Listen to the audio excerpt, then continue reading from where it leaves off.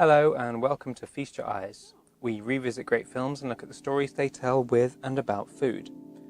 Candyman, Candyman, Candyman, Candyman. This week it's Candyman. According to legend, say Candyman's name 5 times to a mirror and he appears behind you. As part of her research into urban myths, Chicago academic Helen Lyle visits the Cabrini Green housing project, known for its dilapidation and crime, where Candyman is said to reside. There, she finds graffiti bearing a phrase associated with Candyman. Sweets to the sweet. Sweets to the sweet. This is a line from Hamlet spoken by the Queen Gertrude as she lays flowers at the grave of Ophelia. Sweets to the sweet. Farewell. Already it contains the link between sweetness and death that defines the film, and as an isolated statement it suggests a reward system, like how urban myths are used to police behaviour. The Cabrini Green resident Jake tells the story of a boy castrated by Candyman because his mother wasn't watching him closely enough. Can't fix that. Better off dead. Act sweetly and be sweetly rewarded. Transgress and Candyman will get you. Candy milk, get me. In Hamlet, Ophelia's just deserts are debated by her gravediggers. As she appears to have killed herself, she may not be worthy of a Christian burial. She should in ground unsanctified have lodged till the last trumpet. For charitable prayers, shards, flints, and pebbles should be thrown on her. Gertrude's sweets to the sweet, then, speaks to the arbitrary nature of earthly justice. And Candyman himself does not punish the wicked, he prides himself on spilling innocent blood.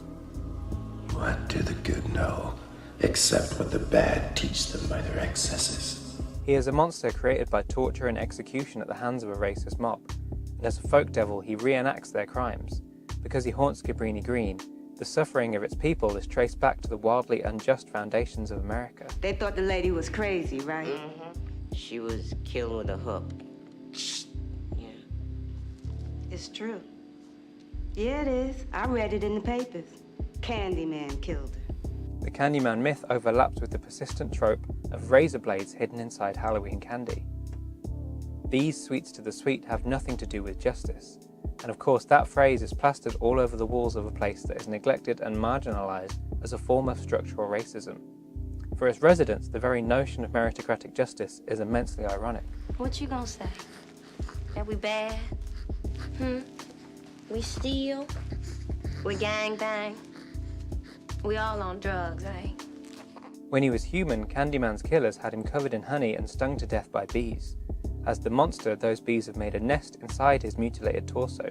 This image was inspired by Lyle's golden syrup, which since the late 19th century, around Candyman's era, has been emblazoned with a dead lion covered in bees. Why such a morbid logo for a sweet treat? It comes from that great work of horror fiction, the Bible. In the book of Judges, Samson kills a lion, and then bees make a hive inside its corpse. He presents the image as a riddle to his guests. Out of the eater came forth meat, and out of the strong came forth sweetness. Like the lion, Candyman contains sweetness, but it comes from the horrors of history that refuse to die and still haunt Cabrini Green. Bees are the cause of both sweet sustenance and immense pain, and the opening of the film casts the city of Chicago as a bustling beehive. While for Helen and her friends, Candyman is a peripheral urban myth discussed in fancy restaurants, Cabrini Green, Candyman country. for the inheritors of slavery's legacy, it's a lived reality. Everybody's scared of him once it gets dark. He live over at Cabrini, my friend told me about it. It's no coincidence that Helen's surname is Lyle. She belongs to that part of society that reaps the sweet rewards of history. In fact, she discovers that her luxury apartment building is structurally identical to Cabrini Green. My apartment was built as a housing project. No. Yeah. And would have suffered the same degradation were it not for a few details of geography that ushered in the white middle classes instead of poor African Americans. In the project, she finds the alternative life to her own, like stepping through the mirror to a world without the protections of her social context, something underlined by the fact that she enters the estate by pretending to be a cop. Out of the strong came forth sweetness. The wealth and privilege of some Americans comes at the expense of the suffering of others. In the Cabrini Green bathroom, Helen finds the sweets to the sweet slogan and a toilet bowl full of bees. Later in her prison cell, her visions of Candyman are again triggered by a toilet bowl. Now, without wanting to state the obvious, the toilet is where we flush food when we're done with it, where we put it out of sight to be forgotten. The strange image of bees in the bowl is, like this famous scene from The Conversation, about the fear of hidden violence returning upon us when we don't expect it. Candyman is twice invoked through the mirror in a bathroom, the private space within the private space of the home. Just as Cabrini Green is an alternative version of Helen's home, the mirror is a backwards reflection of seemingly peaceful lives. Candyman's violence is part of the entire city's history, and by returning to the wealthy through their bathrooms, he makes the borders between neighborhoods less stable than they might appear. What? Somebody in there. I saw a light go on. There's nobody there. The film's coda takes place in a bathroom too. Helen's husband, Trevor, haunted by her death, hides from his girlfriend Stacy as she begrudgingly prepares to make a meal. Trevor reminisces over the sweet times, when he came home to his loving wife, a nice dinner, and an enormous cake on the counter. Then Helen's ghost returns and slaughters him in revenge, having suffered a similar fate to Candyman of being arrested, humiliated, and burnt to death at Cabrini Green.